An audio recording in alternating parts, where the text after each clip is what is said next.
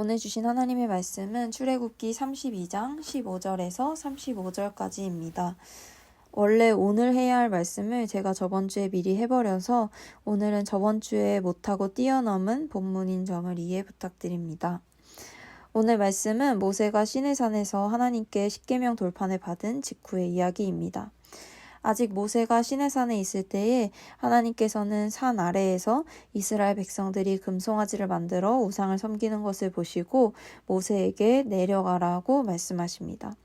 이에 모세가 이스라엘 백성들이 있는 산 아래로 내려오는 것으로 오늘 말씀이 시작되고 있는데요. 모세가 산에서 내려오니 이스라엘 백성들은 금송아지를 만들어 춤을 추고 노래를 하고 있었습니다. 이에 모세는 너무나 화가 나서 하나님께서 직접 만드신 십계명 돌판을 던져 깨뜨려 버립니다. 이는 지금까지 출애굽을 인도하신 하나님의 은혜를 저버린 이스라엘에 대한 하나님의 마음을 닮은 거룩한 분노이자 또 자신이 손에 들고 있는 돌판의 약속을 파기한 이스라엘에게 화가 있을까 염려하여 백성들을 사랑하는 마음에서 그 약속이 적힌 돌판을 깨버린 것으로 이해할 수가 있습니다. 그리고 모세는 거기서 멈추지 않고 금송아지를 불에 태워 그 가루를 백성들에게 마시게 하며 아론에게 그 죄에 대하여 묻습니다. 또 하나님의 편에 설 자들을 가려내고 그렇지 않은 자들을 죽이는 일을 행하고 그 후에 다시 여호와께 나아가 죄를 회개하며 이스라엘에게 용서를 베풀어 주실 것을 간절하게 기도합니다. 우리는 오늘 말씀에 등장하는 아론과 모세라는 두 인물을 통해 우리가 죄에 대해 어떤 반응과 어떤 태도를 가져야 할지를 묵상할 수 있습니다. 먼저 아론을 살펴봅시다. 모세는 산에서 내려와 아론에게 묻습니다. 21절 이 백성이 형님에게 어떻게 하였기에 형님은 그들이 이렇게 큰 죄를 짓도록 그냥 놓아두셨습니까? 이에 아론은 백성들이 먼저 자기들을 인도하여 줄 신을 만들어 달라고 했다고 말하며 24절 내가 그들에게 금부치를 가지고 있는 사람은 누구든지 그 금을 빼서 나에게 가져오라고 하였습니다. 그들이 금부치를 가져왔기에 내가 그것을 불에 넣었더니 이 수송아지가 생겨난 것입니다. 그 죄를 짓는 현장에 함께 있었던 아론은 백성들이 나에게 우상을 만들어 달라고 했고 이에 나는 금을 불에 넣었는데 수송아지가 생겨났다.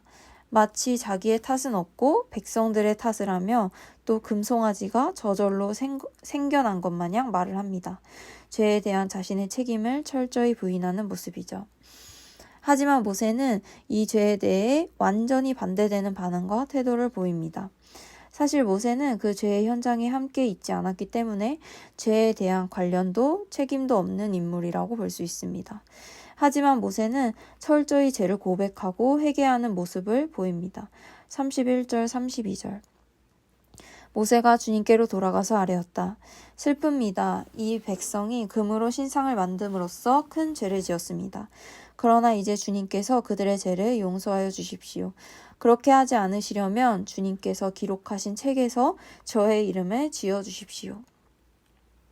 모세는 이스라엘 백성의 지도자로서 하나님께 그들의 죄를 대신하여 고백하고 자기의 이름을 지어달라고까지 하며 간절히 하나님의 용서를 구하는 모습을 볼 수가 있습니다. 이에 하나님께서는 물론 죄에 대해서는 보응하시는 분이지만 그들을 버리지 않으시고 하나님의 천사로 그들을 인도하여 주시겠다고 말씀하십니다. 또 모세와 아론뿐만 아니라 다른 인물들을 통하여도 죄를 회개하는 자와 회개하지 않는 자에 대한 상반된 결과를 보여줍니다. 26절 모세는 진 어귀에 서서 외쳤다. 누구든지 주님의 편에 설 사람은 나에게로 나아오십시오. 그러자 레위의 자손이 모두 그에게로 모였다. 여기서 모세는 이제 하나님의 편에 있는 자들을 가려내고자 합니다. 하나님의 편에 있는 자들이란 금송아지 우상숭배에 아예 참여하지 않은 자들을 나아오라는 것이 아니라 순간적인 실수로 우상숭배에 참여했지만 곧 돌이켜 회개하고 다시 하나님의 편에 설 자들을 묻는 것이었습니다. 그렇다면 이러한 모세의 질문에 나오지 않은 자들은 어떤 자들이겠습니까?